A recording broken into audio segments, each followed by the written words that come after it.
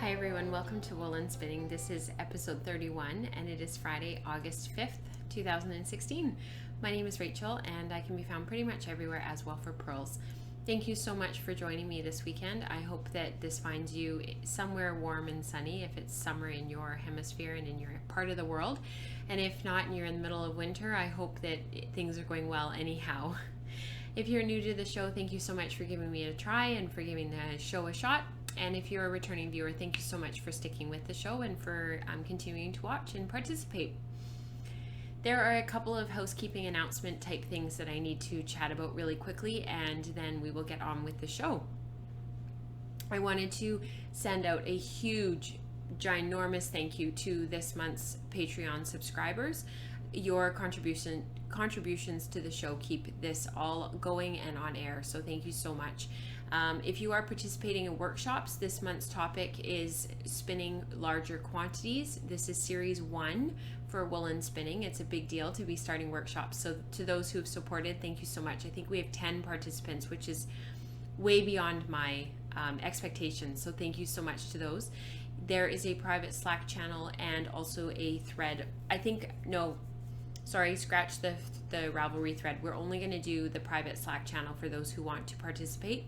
And if that doesn't work and we are finding it a bit cumbersome, we will switch over to a thread in Ravelry in the group. If you do not have access to the private locked workshops channel and you have not been added and you are a workshop participant, please let me know and I will add you as soon as you let me know. I think everybody is in there, but just in case you were missed on the list, please let me know ASAP.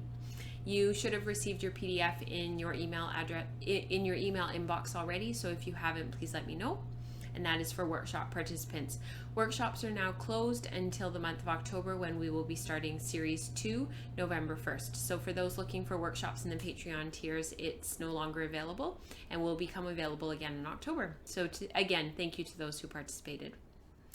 For breed studies, there is the ongoing thread in Ravelry for those who are participating there, and for those who are participating on the Slack channel, who are Patreon subscribers, there is chatter going on there. You should be receiving your fiber anytime now.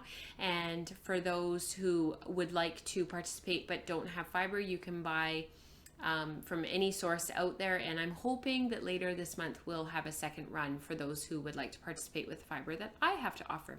So again, thank you to those who supported the show by buying from me, and I hope that Breed Studies is a wonderful opportunity for all of you to get into what it is to start to build a breed journal notebook and swatching and sampling all the different fibers out there and building a repertoire and building a toolbox. So that's awesome. We have a monthly giveaway this month. It is sponsored by West Coast Color. This is actually one of her cards. West Coast Color is based here in British Columbia in the Okanagan. They are located just outside of Summerland. It is Chris and Lynn Anderson, but I think Lynn is sort of the person. Lynn is a longtime acquaintance of mine and I absolutely love her fiber. Between me and Katrina, who is Crafty Jacks on Instagram, and Kalem1 on Ravelry, she's a co-moderator in the group. Between her and Chrissy, who is the Snappy Stitches host, I think the three of us have kept Lynn in business the last couple of years because we always buy a lot of fiber from her and we love her colors. So what Lynn offered up, she's just getting her online shop up and running.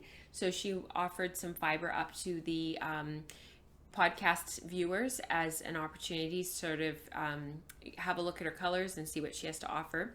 So she offered up her Womo blend, which is a 50% wool, 50% BFL.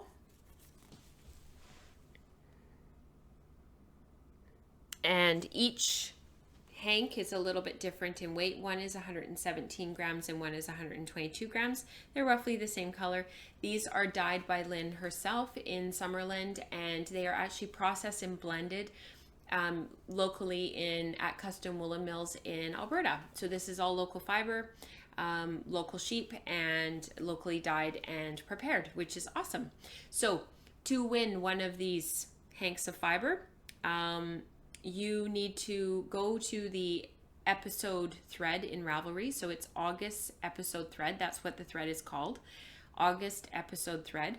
And I would like you to tell us what some of the local to you sheep breeds and fibers are in your area. So maybe your area is really concentrated with alpaca. Maybe it's really concentrated with California variegated mutant, CVM.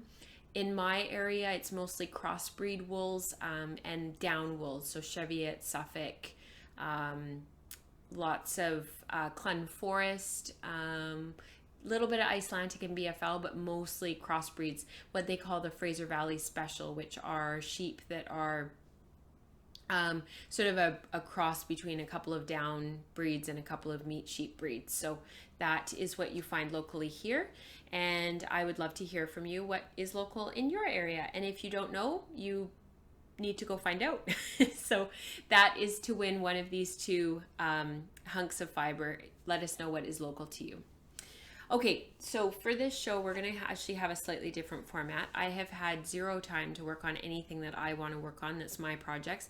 That is totally fine. I'm sort of at a little bit of a turning point with my stuff because I'm sampling a lot for the project that me and Katrina and Kat Redding are working on. And I'm not really able to ply one of my spins yet, and I'm kind of in a holding pattern. So we are going to pause the show here. I'm going to pull out my little Pollywog here, and I'm actually going to chat a little bit today about breaking in a new wheel, some of the things to think about, and some of the things, basically just sort of what it's like unboxing and looking at a wheel that you've maybe just purchased or that you are just looking at for the first time. So give me a minute and we'll get set up and I'll be back. So welcome to a little bit of a chat about what to expect when you receive a new wheel in the mail or when you go and buy a new wheel.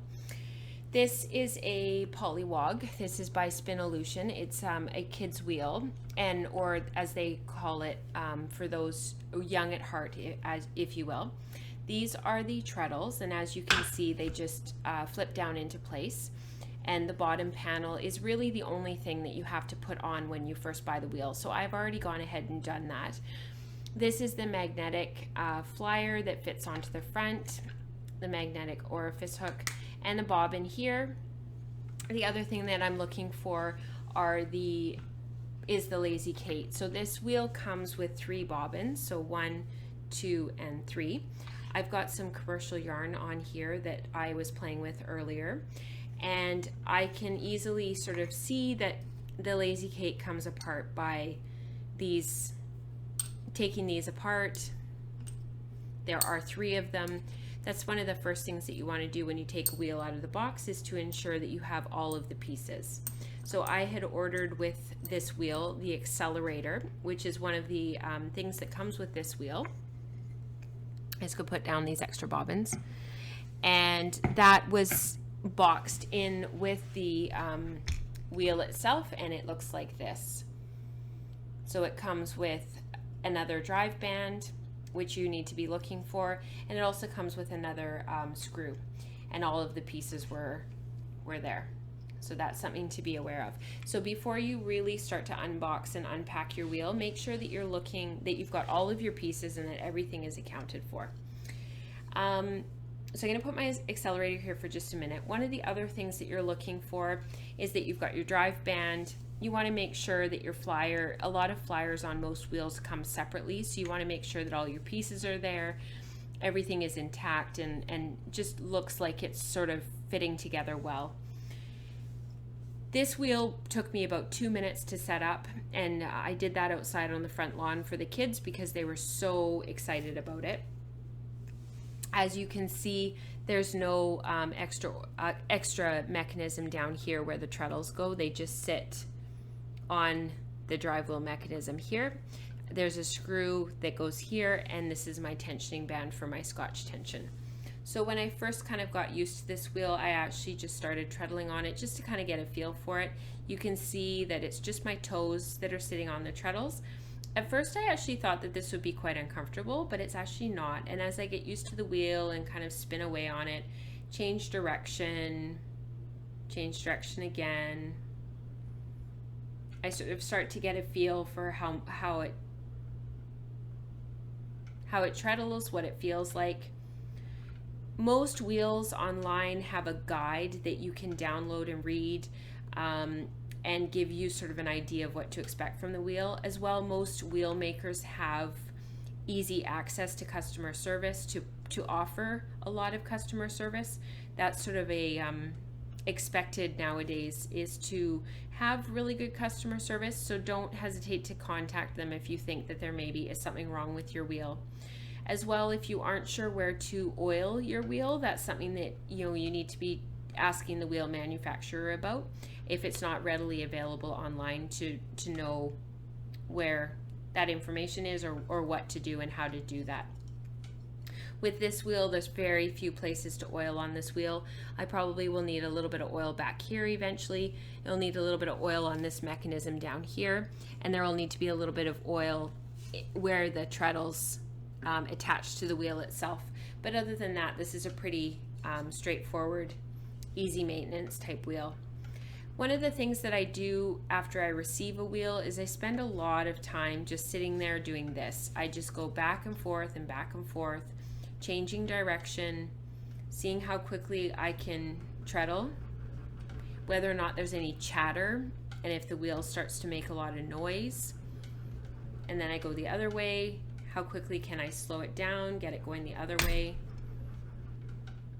What does it take to get it going? This wheel is unbelievably easy to treadle. I'm currently on the largest ratio, which I think is 2.5 to 1 if my memory serves. And I thought that it would become quite uncomfortable to treadle on and that my toes would get sore, but that's not been the case at all. This chair is a little bit too high. I would prefer to be a little bit lower so that the soles of my feet can rest on the ground, because as it is, I don't know if you can see, but my feet are actually slightly off the ground. My heels actually aren't touching. If I touch my heels to the ground, it becomes quite awkward. So my feet are actually suspended in the air. Then I try to treadle as slowly as I can and go the other way. I try to stop. Again, nice and slow the other way. So you're probably wondering when you get to actually start spinning. So I'm not going to put this on because it'll take quite a few minutes to get this in place and onto the wheel. So I'm going to set it aside for now.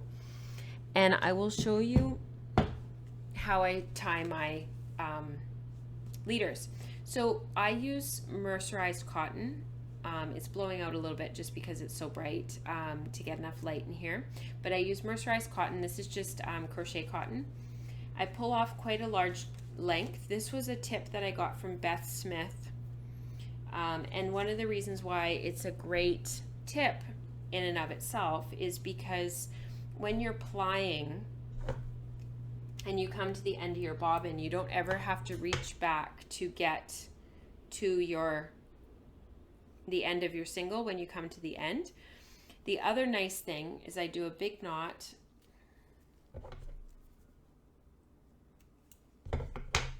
Sorry for the scissors.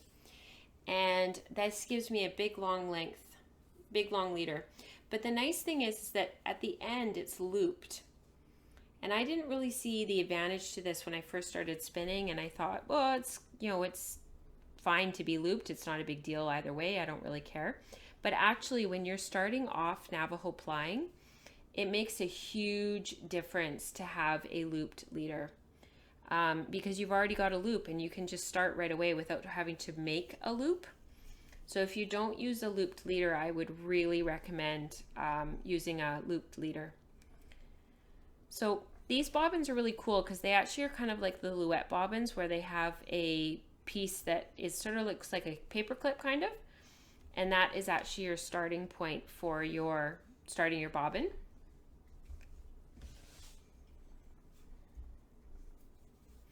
And what I do when I first start is I just loop it around. This has an orifice. It has just a hook for your guide. It doesn't have, you don't need an orifice hook or anything. It just has a loop. I'll show that to you up close so that you can really see. So it's just a hook, and this is all magnetic in here. And it just pops on which let me tell you, Nora found really easy. And then what I do for the first little while is I just spin and see kind of what I need to do with my tension, how much I need to turn it on to get it to uptake. Pull it back off. See if I need to release the tension a little bit. I just start trying to sort of get to know the wheel.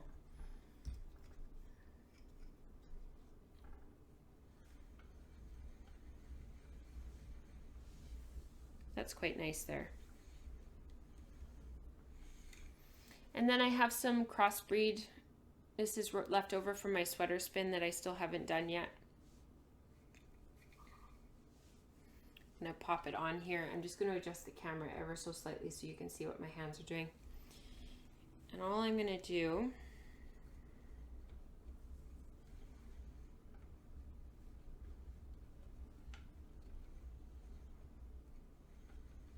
so it's all disintegrated. So my uptake was too high. And that's part of getting to know a new wheel. Like I don't know what the tension is that's going to work on this to get me started and get me up and running. And these are the things that you sort of start to play with and start to get used to as you play with a new wheel. One of the other things that I really like, and actually I'm going to show this to you really quickly. I don't actually need to take this off. I just need to find the end.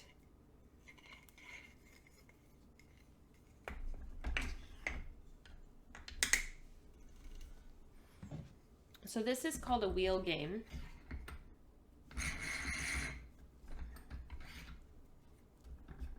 Just going to move that because it's rubbing on the other metal screws, and that's not very nice for you to have to listen to while you're listening to me talk.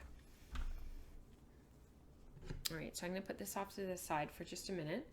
I'm going to release some of this uptake because it's just a little bit too high. Now, this is one of the games that I played on my sidekick when I was getting used to it, because I found the sidekick really difficult to get used to.